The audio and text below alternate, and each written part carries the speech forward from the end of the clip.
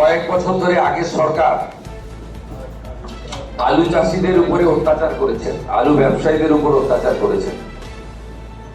আমরা মুখ্য সচিব,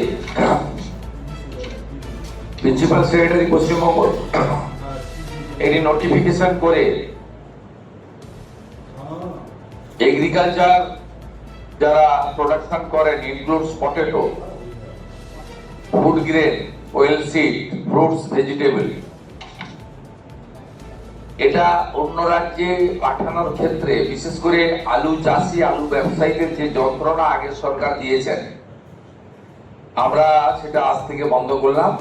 এই সরকার অনেক প্রত্যাশা জাগিয়ে এসেছেন এবং